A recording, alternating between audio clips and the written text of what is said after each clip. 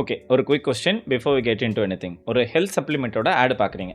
அது என்ன சொல்லுதுன்னா, இந்த ப்ராடக்ட்டோட நீங்க யூஸ் பண்ணீங்க அப்படின்னா, உங்களோட ரெக்கவரி சான்சஸை 80% வரைக்கும் இன்க்ரீஸ் பண்ணுன்னு சொல்லிட்டு. இதை நம்ம பார்த்தோன்னே நம்ம பிரெயின் என்ன நினைக்கும்னா, வாவ் 80% நான் ஒரு ரொம்ப நல்ல ப்ராடக்ட்டை கண்டுபிடிச்சிருக்கேன் அப்படின்னு தோணும். பட் நோ, அந்த லேபிள் வந்து அதை அப்படி சொல்லலை. இது வந்து இன்ஃபேக்ட் ஒரு மிஸ்இன்ஃபர்மேஷன். இந்த ஒரு சின்ன கேப் இருக்குது பார்த்தீங்களா, how we read and understand பர்சன்டேஜஸ்ன்றது. இதுதான் வந்து நம்ம நிறைய தப்பான ஃபினான்ஷியல் டெசிஷன்ஸோ இல்லை ரிஸ்க் அசஸ்மெண்ட்டோ even bad health decisions and bad driving decisions எடுக்கிறதுக்கு ரொம்ப முக்கியமான ஒரு விஷயமா இருக்குது. இன்னைக்கு வீடியோவில் இந்த பர்சன்டேஜஸ், அதை சுற்றி இருக்கிற இந்த மிஸ்இன்ஃபர்மேஷன் எல்லாம் எப்படி நம்ம ஐடென்டிஃபை பண்ணணுன்றது தான் கொஞ்சம் டீட்டெயில்டாக அதை சுற்றி இருக்கிற நியூஆன்சஸோட சேர்த்து பார்க்க போகிறோம். ஸோ வணக்கம் and welcome to RTR unfiltered.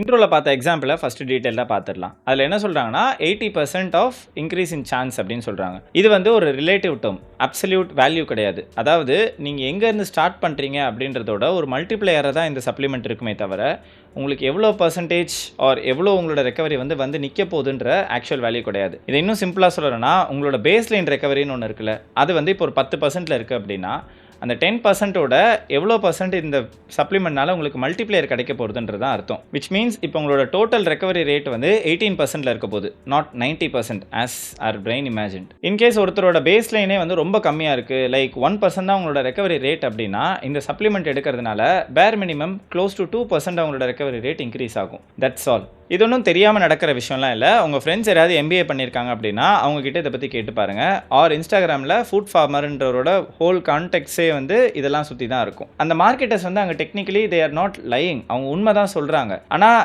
The word or the way they choose to deliver the கண்டென்ட்ன்றது தான் இங்கே ஒரு கன்ஃபியூஷனை கிரியேட் பண்ணும். இன் ரியாலிட்டி மோஸ்ட் பீப்புளோட பிரெயின் 80% சான்ஸ் ஆர் 80% இன்க்ரீஸ்ன்னு சொல்கிறத நம்மளோட ரெக்கவரி 80%ன்னு சொல்லிட்டு தான் அதை டிரான்ஸ்லேட் பண்ணுறதா அவங்க நினச்சிக்கிறாங்க. மார்க்கெட்டர்ஸ் அண்ட் ப்ரொமோட்டர்ஸ்க்கு இது ரொம்பவே நல்லா தெரியும். ஆனால் ஆக்சுவலாக பார்த்தோன்னா அந்த ஃபர்ஸ்ட் விஷயன்றது ஒரு மல்டிப்ளையர், செகண்ட் திங்ன்றது ஒரு டெஸ்டினேஷன். இது ரெண்டுமே வந்து ஒன்று கிடையாது. They are completely different products. இது வந்து இன்னும் ஒரு பெரிய மிஸ் அண்டர்ஸ்டாண்டிங், அதாவது the difference between probability and பாசிபிலிட்டிக்கான மிஸ் அண்டர்ஸ்டாண்டிங்க்கும் இது ஒரு ரூட் காஸாக இருக்குன்னு கூட சொல்ல முடியும்.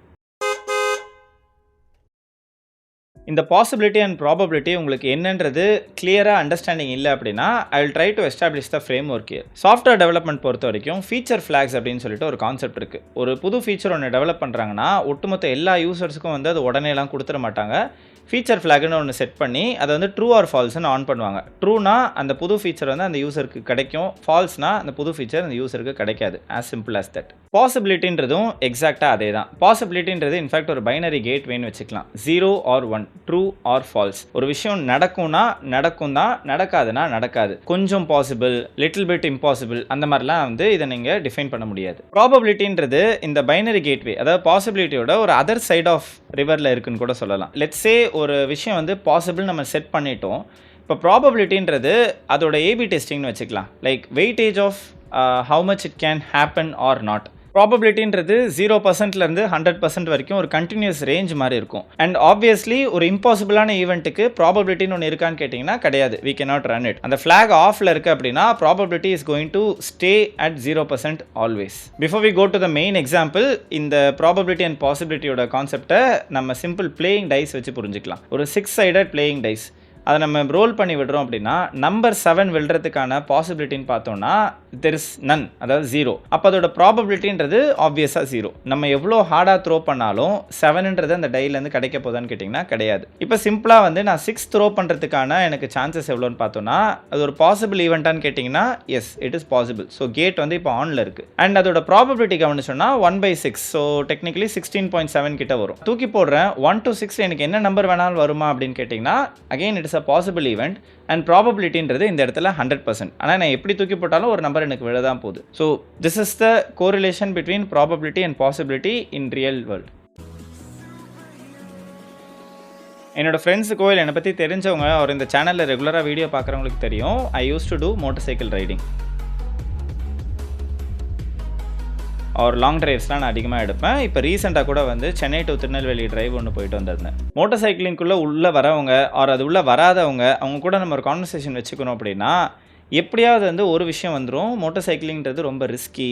த சான்ஸ் ஆஃப் ஆக்சிடென்ட்ஸ்ன்றது ரொம்ப ஹை அப்படின்ற ஒரு கான்வர்சேஷன் வராம எனக்கு தெரிஞ்ச எந்த குரூப்பும் பெருசா இருந்ததில்ல. எனக்கும் இந்த கேள்வி வந்திருக்கு. அதுக்கு நம்ம சொல்ற ஆன்சர் கவனிச்சீங்க அப்படின்னா, எவ்ரிதிங் ஹேஸ் த ரிஸ்க். அதாவது நம்ம படிக்கட்டில் நடந்து போகும்போது கூட தடுக்கி விழுறதுக்கான சான்சஸ் இருக்குது. That is the possibility talking. ப்ராபபிலிட்டின்றது how secure you are, how skilled you are at driving, how safely you are protected. இதெல்லாம் தான் உங்களோட ஆக்சிடெண்ட் நடந்தாலும் அதில் உங்களோட சர்வைவலை என்ஷூர் பண்ணுறதுக்கான, அதாவது உங்களோட ப்ராபபிலிட்டி ஆஃப் டையிங் அப்படின்றத எவ்வளோ குறைக்குதுன்றதுல நிறைய பேராமீட்டர்ஸ் இருக்குது. இன்ஃபேக்ட் இப்போ நான் பேசுகிற இந்த ஹோல் வீடியோ ஸ்கிரிப்டோட ஐடியா வந்து நான் இந்த ட்ரைவ் அப்போ தான் வந்து யோசித்து கொஞ்சம் கொஞ்சமாக வந்து அங்கங்கே ஃபோனில் நோட்ஸ் எடுத்து கம்பைல் பண்ண ஒரு script. So will break it down with motorcycle speeding itself. ஒரு மோட்டார் சைக்கிள் ஆக்சிடென்ட் நடக்கிறதுக்கான ப்ராபபிலிட்டிஸ் நம்ம கவனித்தோம் அப்படின்னா 80 கிலோமீட்டர் ஸ்பீட்லேயும் நடக்கலாம், 100 கிலோமீட்டர் ஸ்பீட் ஒரு 120 கிலோமீட்டர் ஸ்பீட்லேயும் நடக்கலாம், இல்லை அதை தாண்டி இருக்கிற ஹையர் ஸ்பீட்ஸ்லேயும் இருக்குது, ஆர் ஈவன் சேஃபர் ஸ்பீட்ஸ்னு சொல்கிற 40-50 கிலோமீட்டர் ஸ்பீட்ஸ்லேயும் நடக்கிறதுக்கான வாய்ப்பு இருக்குது. சைட் ஸ்டாண்ட் ஆர் சென்டர் ஸ்டாண்ட்லேருந்து வண்டி எடுக்கும் போது அதோடு சேர்ந்து கீழே விழுற, அதாவது 0 கிலோமீட்டர் பெர் ஹவர்லேயும் ஆக்சிடென்ட்ஸ் நடக்கிறதுக்கான சான்சஸ் இருக்குது. இது எல்லாமே பாசிபிலிட்டிஸ். ஆனால் ஒரு ப்ராபபிலிட்டி வச்சு பார்க்குறோம் அப்படின்னா, ஒரு ஸ்கில்டு ரைடர் அவர் வந்து சென்டர் ஸ்டாண்ட்லேருந்து எடுக்கும் போது வண்டியை கீழே ட்ராப் பண்ணுவாரான்னு கேட்டிங்கன்னா அதோட ப்ராபபிலிட்டின்றது நியர்லி 0. ஸோ இந்த ஹோல் பிக்சரை நம்ம அண்டர்ஸ்டாண்ட் பண்ணிட்டோம் அப்படின்னா தான் அது வந்து நமக்கு ரிஸ்க்கா இல்லையான்றது புரியும். ஒரு ஆக்சிடென்ட் நடக்கிறதுக்கான சான்சஸ் இருக்கா இல்லையான்னு கேட்டிங்கன்னா yes there is. But what is the likelihood of that accident to happen to me, and அப்படி நடந்தது அப்படின்னா எனக்கு காப்பாற்றிக்கிறதுக்கான சான்சஸ் என்னென்ன அப்படின்றது, இது எல்லாத்தையும் நம்ம சேர்த்து பார்க்கும்போது the probability of me surviving from a motorcycle ride அப்படின்றது it's fairly high for me. It might change to person to person. ஆனால் இது இவ்வளோ ஈஸி கிடையாது. நிறைய பேரோட ரிஸ்க் இன்ட்யூஷன்றது எஸ்பெஷலி ஸ்பீட் இன்வால்வ் ஆகும்போது கம்ப்ளீட்டாக வந்து பிரேக் ஆகிடும். ஏன்னா அவங்களுக்கு அந்த ப்ராபபிலிட்டி அண்ட் பாசிபிலிட்டி எஸ்பெஷலி பர்சன்டேஜஸோட மேத்ன்றது அவங்களுக்கு ஜென்ரலாக அவங்களோட மைண்டில் இருக்காது. They fail to do the math. So அதை கிளியராக எக்ஸ்பிளைன் பண்ணுறதுக்கு ஒரு சின்ன எக்ஸாம்பிள் எடுத்துகிட்டு வந்திருக்கேன். Let's say from A to B ஒரு 100 கிலோமீட்டர் ரைடுன்னு வச்சுக்கலாம். And there are multiple speed levels. நம்ம என்ன ஸ்பீடில் அந்த டெஸ்டினேஷனை போய் ரீச் பண்ணுவோம்னு சொல்லிட்டு ஒரு தியரட்டிக்கலாக எடுத்துக்கலாம். 100 kilometre journey if I travel at 100 kilometre per hour அப்படின்னா ஆப்வியஸ்லி 60 மினிட்ஸில் நான் அந்த டெஸ்டினேஷன் போய் ரீச் ஆகிட போகிறேன். இப்போ ஹைவேயோட சேஃபர் ஸ்பீட் 80 கிலோமீட்டர் பர் ஹவர்னு வச்சுக்கிட்டா நம்ம வந்து அதே டிஸ்டன்ஸை 75 மினிட்ஸில், அதாவது 15 மினிட்ஸ் ஸ்லோவராக போய் ரீச் ஆகும். இப்போ நம்ம ஒரு 110 கிலோமீட்டர் ஸ்பீடில் போகிறோம் அப்படின்னா 55 மினிட்ஸ், ஒரு 5 மினிட்ஸ் நமக்கு சேவ் ஆகும். இன்கேஸ் நம்ம 120 கிலோமீட்டர் பர் ஹவர்ன்ற ஸ்பீடில் ட்ரைவ் பண்ணுறோம் அப்படின்னா we can probably save 10 minutes. 10 நிமிஷம் தான் நமக்கு சேவ் ஆக போகுது. பட் அந்த வெஹிக்கிளை 80 கிலோமீட்டர் ஸ்பீட்லேருந்து நம்ம 120 கிலோமீட்டர் ஸ்பீடில் நம்ம ஆப்ரேட் பண்ணுறோன்ற இடத்துல த ரியாக்ஷன் டைம், இந்த மாதிரி நிறையா விஷயங்கள் வந்து இங்கே ஆடப் ஆகும். That will increase the probability of motorcycle crash. நம்ம எந்த ஒரு சுச்சுவேஷனுமே எஸ்பெஷலி ப்ராபபிலிட்டி இன்வால்வ் ஆகிற எந்த ஒரு சுச்சுவேஷனையும் ரிஸ்க் வெர்சஸ் ரிவார்டு அப்படின்னு தான் நம்ம பார்க்கணும். From our stock markets to driving a motorcycle. So இந்த சினாரியோவில் என்னோட ரிவார்டு என்னன்னு பார்த்தீங்கன்னா ஐம் சேவிங் 25 மினிட்ஸ். 80 கிலோமீட்டர் ஸ்பீடில் நான் ஓட்டும் போது 75 மினிட்ஸில் நான் போய் சேர்றேன். 120 கிலோமீட்டர் பர் ஹவரில் ஓட்டும் போது ஜஸ்ட் 55 மினிட்ஸில் ஒரு 50 மினிட்ஸில் கொண்டு போய் சேர்ந்துடுறேன். அப்போ எனக்கு இந்த 25 மினிட்ஸ் சேவ்ன்றது தான் என்னோட ரிவார்டு இன் திஸ் சிச்சுவேஷன். அப்படியே கட் பண்ணி ரிஸ்க் என்னன்றதை பார்த்துடலாம். நம்ம வீடியோட ஆரம்பத்தில் பார்த்த மாதிரி பர்சன்டேஜில் நிறைய பேர் தப்பு பண்ணுவாங்கன்னு சொன்னல, இங்கேயும் most of the riders especially இந்த புதுசாக வண்டி ஓட்டுற சின்ன பசங்க பண்ணுற தப்பை நான் எப்படி கவனிக்கிறேன் அப்படின்னா, நான் வந்து ஒரு 20 kilometre per hour speed over speed போகிறேன், அதாவது 100 ஓட்ட வேண்டிய இடத்துல நான் 120 ஓட்டுறேன் அப்படின்னா என்னோட ரிஸ்க்கும் இப்போ ஜஸ்ட் 20% தான் இன்க்ரீஸ் ஆயிருக்குன்னு நினச்சிப்பாங்க. அப்படி கிடையாது. ஒரு கிராஷ்ன்றதுல நிறையா ஃபேக்டர்ஸ் இருக்குது. பட் நம்ம ஃபிசிக்ஸை மட்டும் வச்சு மைண்ட் பண்ணுறோம் அப்படின்னா கைனடிக் எனர்ஜி, நான் போய் இம்பேக்ட் ஆகும்போது என்னோட ஃபோர்ஸ் என் பாடி மேலே எவ்வளோ ஆக்டப் ஆகுன்ற கைனடிக் எனர்ஜி நம்ம கால்குலேட் பண்ணோம் அப்படின்னா ஸ்பீட் இன்க்ரீஸ் ஆகிறதோட ஸ்கொயர் ரூட்டாக தான் அதோட கைனடிக் எனர்ஜி வந்து இன்க்ரீஸ் ஆகும். சே ஃபார் எக்ஸாம்பிள் நான் 60 கிலோமீட்டர் பர் ஹவரில் போகிற இடத்துல 120 கிலோமீட்டர் பர் ஹவரில் போகிறேன், என்னோட ஸ்பீடை வந்து நான் டபுள் பண்ணியிருக்கேன் அப்படின்னா அந்த இம்பேக்ட் கிராஷோட கைனடிக் எனர்ஜி எவ்வளோவா இருக்குன்னா குவாட்ரபிள் ஆயிருக்கும். This is how kinetic energy actually works. And அதோட ஃபார்முலா படி இங்கே ஒரு சின்ன டேபிளுமே இருக்கும். You can see it for your reference. இதில் கவனிச்சோன்னா 100 கிலோமீட்டர் பர் ஹவர்ன்றதை பேஸ் லைனாக கொடுத்து அதுக்கான ஸ்டாப்பிங் டிஸ்டன்ஸ் ஒரு இலுஸ்ட்ரேட்டிவ் வேல்யூவாக 55 மீட்டர்னு சொல்லியிருப்போம். And 80 kilometre is the most safest option. 40 metre தான் வந்து ஸ்டாப்பிங் டிஸ்டன்ஸில் இருக்குது. வேறஸ் 120 கிலோமீட்டர் பர் ஹவர் பார்த்தீங்க அப்படின்னா 144% of base line. At the same time stopping டிஸ்டன்ஸ்ன்றது ஆல்மோஸ்ட் இப்போ டபுள் ஆகிடுச்சு. இப்போ எனக்கு முன்னாடி ஒரு ஆப்ஜெக்ட்டோ ஒரு வெஹிக்கிளோ ஏதோ ஒன்று இன்டர்வியூன் ஆச்சு அப்படின்னா என்னோட ஸ்டாப்பிங் டிஸ்டன்ஸ்ன்றது இங்கே ரொம்ப அதிகமாக இருக்குது. Which means I am more likely to crash in to the vehicle. Even 100 kilometre to 120 கூட கவனிச்சிங்கன்னா நீங்கள் வெறும் 20 கிலோமீட்டர் பர் ஹவர் தான் அங்கே ஓவர் ஸ்பீடாக இருக்குது. பட் அந்த கிராஷோட இம்பேக்டில் 144% இருக்குது. அதாவது இங்கே 20 km/h நான் இன்க்ரீஸ் பண்ணதுக்கு 100லேருந்து இப்போ நான் 44% of more crash kinetic energy வந்து இப்போ நான் அப்சர்வ் பண்ண வேண்டிய ஒரு சூழ்நிலை எண்டப் ஆகும். ஈவன் ஸ்டாப்பிங் டிஸ்டன்ஸ் கவனிச்சிங்கன்னா 55 மீட்டர்லேருந்து 75 மீட்டராக இருக்குது. இந்த 20 மீட்டருன்றது ரொம்ப சின்னதுன்னு நினச்சிங்க அப்படின்னா 120 கிலோமீட்டரில் இந்த 20 மீட்டருன்றது வெறும் 0.6 செகண்ட்ஸ் தான். இப்போ முன்னாடி ஒரு கார் வந்திருக்கு, நான் அந்த காரை போய் மோத போகிறேனா இல்லையான்றது இந்த ஸ்பீட் அண்ட் ஸ்டாப்பிங் டிஸ்டன்ஸ் தான் டிசைட் பண்ணும். இந்த மேத் எல்லா வெஹிக்கிள்ஸுக்கும் அப்ளிகபிளான்னு கேட்டிங்கன்னா அஃப்கோர்ஸ்.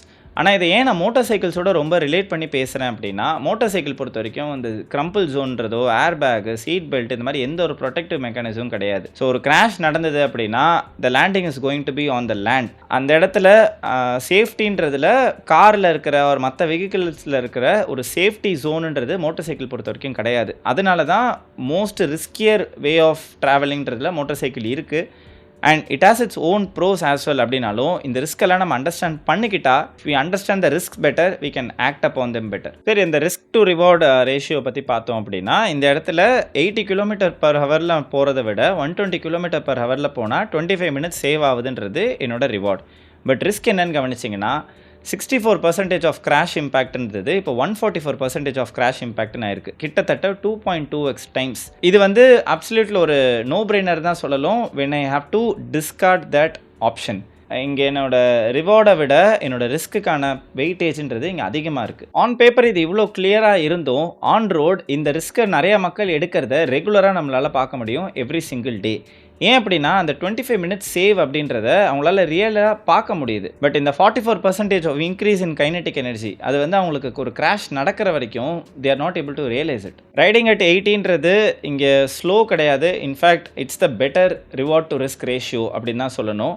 நீங்கள் டென்யூரா ஆர் சீசன்டு ரைடர்ஸ் நீங்கள் கவனிச்சிங்க அப்படின்னா when they take a long route they usually ride at 80 to 100. அதை தாண்டி அவங்க போய் நீங்கள் பார்த்துருக்கவே முடியாது. And that's the experience speaks about. இந்த சின்ன பசங்க புதுசாக வண்டி வாங்கிட்டு எஸ்பெஷலி அவங்க சொல்கிற இன்னொன்று ஒரு லேமான ஒரு ரீசன் பார்த்தீங்க அப்படின்னா, என் பைக்குக்கு அந்த கெப்பாசிட்டி இருக்குது, நான் ஸ்ப்ளெண்டரில் 100 போகிறதுக்கும் என்னோட வண்டியில் நான் 100 போகிறதுக்கும் டிஃப்ரென்ஸ் இருக்குது, I have better stopping power. இந்த மாதிரி நிறையா திங்ஸ் வந்து அவங்க அடுக்கிறத நம்ம பார்க்க முடியும். இது எல்லாமே அவங்களுக்கு அந்த ஷோரூமில் சொல்லியிருக்கிற அப்படியே மிமிக் தான் பண்ணியிருப்பாங்க. ரியாலிட்டியில் இவங்க யாருக்காவது இந்த மேத்லாம் புரியுமா ஆர் அட்லீஸ்ட் தெரிஞ்சிருக்கான்னு கேட்டிங்கன்னா, பாசிபிலிட்டின்றது அவங்களுக்கு தெரிஞ்சிருக்கலாம், தெரியாமல் இருந்திருக்கலாம்.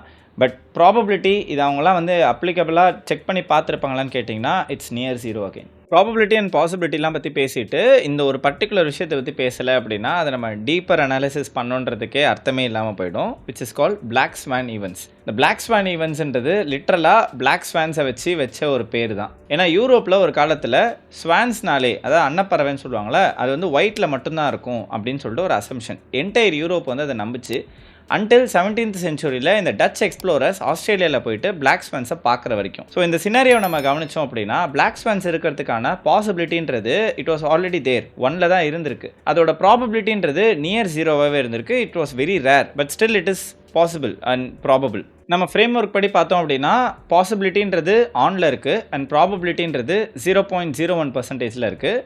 Still it accord. இது எதுக்கு நம்மளோட மோட்டார் சைக்கிள் எக்ஸாம்பிளோட இதை நான் சொல்லியே ஆகணும் அப்படின்னா, ஒரு மோட்டார் சைக்கிள் கிராஷ்ன்றது எல்லா ஸ்பீட்லையும் நடக்கிறதுக்கான பாசிபிலிட்டி இருக்குது. 30 km/h நம்ம ஒரு சும்மா பக்கத்தில் கடைக்கு போயிட்டு வரோன்ற இடத்துக்கும் இது நடக்கிறதுக்கான வாய்ப்பு இருக்குது.